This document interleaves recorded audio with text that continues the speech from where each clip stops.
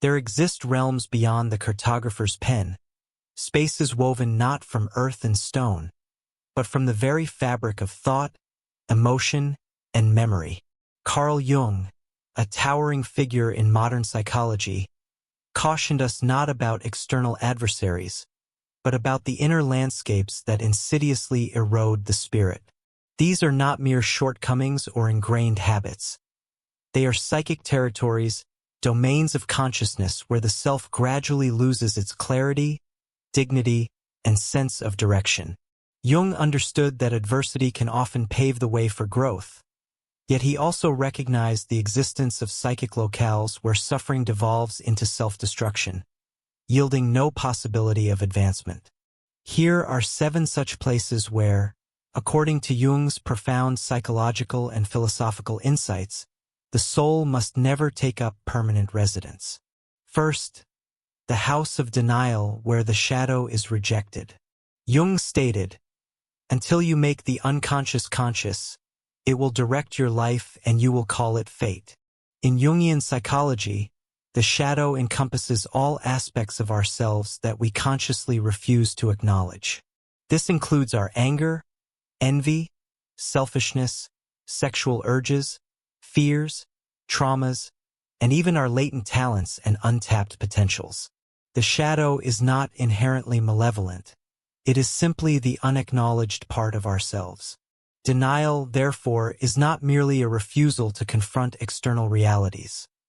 It is a rejection of those parts of our being that feel inconvenient, shameful, or threatening. When we deny our shadow, we unwittingly become its puppet, acting out in passive-aggressive ways, sabotaging our own relationships, projecting our flaws onto others, or erupting with inexplicable emotional intensity. This is what Jung meant by the unconscious directing our lives. We find ourselves repeating the same patterns, the same heartbreaks, the same failures, not because the world is conspiring against us, but because our unacknowledged shadow is leading us blindly. To dwell in denial is to inhabit a hall of mirrors where we see distorted reflections of everyone else, but never a true image of ourselves. We may perceive the world as filled with toxic individuals, when in reality we are reenacting unhealed wounds. We may blame others for our setbacks, failing to recognize that we have surrendered our agency to a part of ourselves we refuse to confront. What makes denial particularly insidious is its deceptive sense of safety. We convince ourselves that introspection equates to losing control, to breaking down, to falling apart. However, Jung believed the opposite, that confronting the shadow is the very genesis of genuine control, authentic strength, and profound healing. When you integrate your shadow, you cease to be manipulated by your unconscious. You no longer react with disproportionate rage to minor irritations. You no longer pursue those incapable of reciprocation. You no longer feel compelled to please everyone or conceal yourself behind a facade. Instead, you become whole, not perfect, but real, human, grounded, and self-aware. Jung termed this process individuation, the unification of the conscious and unconscious aspects of the psyche into a cohesive self. This journey begins with courage, the courage to admit that we are not always as agreeable, as serene, or as composed as we pretend to be. Therefore, when jealousy arises, do not deny it. Explore its origins. When hatred surfaces, do not mask it with false kindness. Trace it back to its roots. When rage threatens to consume you, do not suppress it until it explodes. Listen to the message it carries. For the shadow that is acknowledged loses its power, while the shadow that is ignored lies dormant, waiting, watching, and ultimately acting for you and against you. Do not build your home in denial. Do not exile your truth. Venture into the depths of your soul, dust off the forgotten parts, and engage with them, not to condemn them, but to understand them. Only then do you cease to be governed by fate and begin to live in accordance with your authentic self. Second, the swamp of resentment, where pain is never transformed. Carl Jung believed that suffering, when consciously examined and processed, could lead to profound personal transformation. However, when suffering is buried, denied, or replayed without introspection, it festers into something far more toxic: resentment. Resentment is pain that has metamorphosed into poison. It is the narrative we perpetually tell ourselves about how we were wronged, betrayed, forgotten, or unloved. It thrives on repetition, and like a stagnant swamp, the longer we remain immersed in it, the more difficult it becomes to move forward. Everything becomes heavier, slower, and more deeply mired. To dwell in this psychic swamp is to carry old wounds as defining aspects of our identity. We might find ourselves uttering phrases like, "This always happens to me," or "People never change," or "They'll regret how they treated me someday." In such moments, we are not engaged in healing. Rather, we are hoping that our pain will somehow vindicate us. However, resentment never punishes the one who inflicted the hurt. It invariably punishes the one who harbors it. We begin to close ourselves off trust, less love with suspicion. You might even become the very thing you resented: bitter, cold, cruel. The victim becomes the mirror of the offender.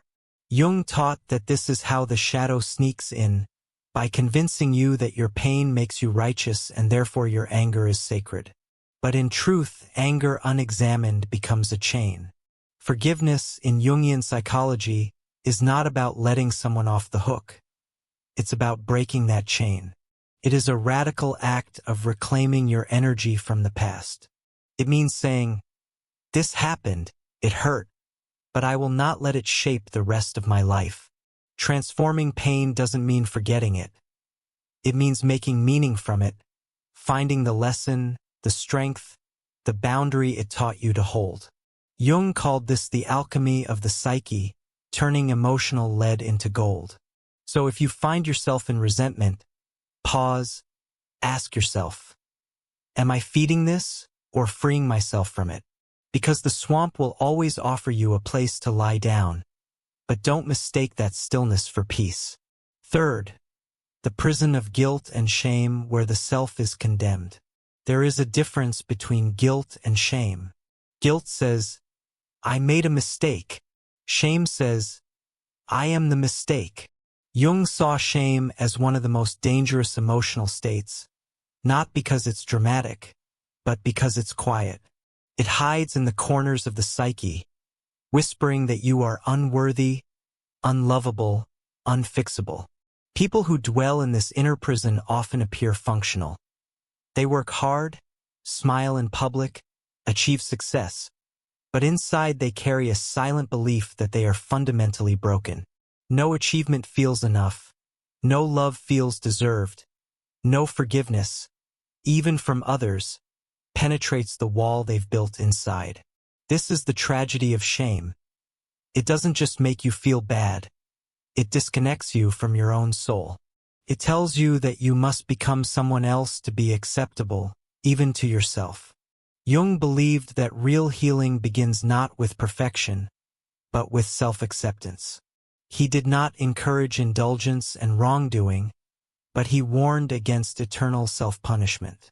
The psyche needs space to evolve. It cannot do that in a cell of constant self-judgment. To stay in guilt beyond its lesson is not noble. It is self-destructive.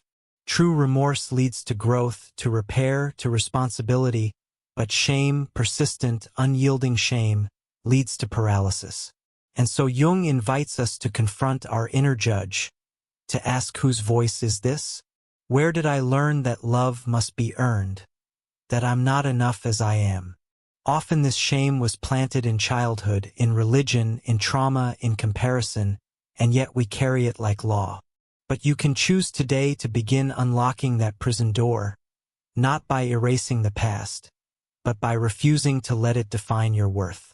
Your mistakes are not your identity. Your past is not your destiny. The soul was never meant to live in condemnation. Its natural home is growth, not guilt, freedom, not fear, self-respect. not self-rejection. And if you want to heal, you must be willing to look yourself in the mirror, not to find flaws, but to offer compassion. As Jung taught, only by embracing the whole of ourselves, light and shadow, can we ever truly be whole. Fourth, the theater of persona, where authenticity is abandoned. Carl Jung introduced the concept of the persona, the social mask we wear to navigate the world. It is the version of ourselves we present to be accepted, admired, or protected. But while the persona is necessary for functioning in society, to dwell in it is to lose yourself. The theater of persona is the place where performance becomes identity. You start with a mask and then forget it's a mask. You smile when you want to cry, you agree when your soul protests, you dress, speak, and behave not to express yourself, but to maintain approval. And slowly, without noticing, you vanish. Your true self, your desires, your pain, your creativity, your chaos is pushed into the unconscious. You become a character in someone else's story, playing a role in a script you didn't write. Jung warned against this because the soul does not thrive in pretense. The longer you perform, the more distant your inner life becomes, and eventually you will feel exhausted, numb, or even depressed, not because your life is meaningless, but because your life is not your own. In this place, authenticity is not just absent, it's dangerous. To show your true self would risk rejection. But Jung believed that no one can become whole without facing that risk. Individuation, the path to psychological maturity, requires us to remove the mask piece by piece and ask, who am I really? Leaving the theater of persona is not about rebelling against society. It's about remembering your soul. It's about reclaiming the voice you silenced, the dream you postponed, the values you buried. Because no matter how admired your mask becomes, if it does not reflect your truth, it will never feel like love. It will feel like loneliness. Fifth, the labyrinth of overthinking, where the mind becomes a trap. The human mind is a brilliant tool, but Jung warned that when the mind is not connected to the deeper self, it becomes a maze, a place of endless loops, a prison of analysis, a labyrinth where thought never ends and truth is never found. To dwell here is to mistake rumination for wisdom. You think and think and think, trying to solve your pain with logic, trying to control the future with prediction, trying to undo the past with imagination. But the more you think, the farther you drift from clarity. Jung emphasized the importance of intuition, symbol, and the unconscious, the parts of the psyche that do not speak in rational language. He knew that healing and meaning often arise from the irrational depths, not the logical surface. But in the labyrinth of overthinking, the heart is silenced, the body's signals are ignored, the soul's voice, soft, intuitive, symbolic, is drowned in noise. Overthinking feels safe because it gives us the illusion of control, but in truth, it is fear wearing the mask of intelligence. It keeps us stuck in decision paralysis, emotional numbness, and spiritual disconnection. Jung would say, do not solve life, feel it, dream it, live it, because the soul doesn't speak in formulas. It speaks in metaphors, images, feelings, silence. To leave this labyrinth, you must learn to trust again, not just your logic, but your instincts, your inner knowing. You must be willing to act even if you don't have every answer. You must stop replaying the past and start inhabiting the present. Wisdom is not knowing everything. It is knowing when to stop thinking and start living. Sixth, the desert of isolation, where connection is feared. Jung understood something that modern psychology echoes today. The soul does not heal in isolation. It heals in relationship. But there's a place many wounded people retreat to, a psychological desert, vast, empty, dry, safe, but lifeless. This is the place where you convince yourself that you don't need anyone, that people are dangerous, that love is a risk you cannot afford. It feels empowering at first. No expectations, no disappointments, no betrayals. But slowly, the silence becomes unbearable. The solitude once sacred begins to feel like exile. In this desert, vulnerability is the enemy. You become overly self-reliant, emotionally guarded, and deeply skeptical of intimacy. But what you are truly avoiding isn't other people. It's the parts of yourself that feel unworthy of being seen. Jung would remind us, we are wounded in relationship, and we are healed in relationship.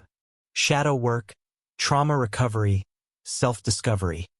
They are all necessary, but we do not become fully human until we can stand in front of another soul and say, here I am, imperfect, real, still worthy of love.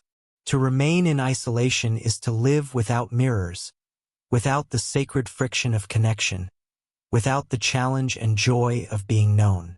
Yes, connection opens us to pain, but it also opens us to joy, and the soul was not made to survive alone. It was made to belong.